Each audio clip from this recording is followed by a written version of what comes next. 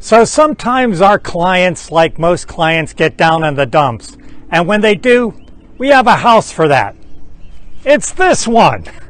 And no, we don't want you to use it, but it happens to be at this open house where I'm holding a schoolhouse that was built in the turn of the last century, and this was the privy that the students used.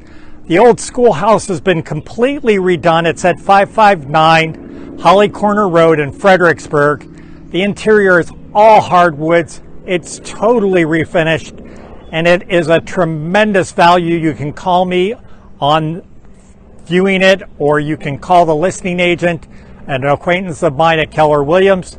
It's a great property. But speaking of open houses, mistake number 9 that buyers make. The agent at the open house, even me at this open house, I represent the seller. Now, the seller didn't sign the listing agreement with me. I'm representing the agent who did.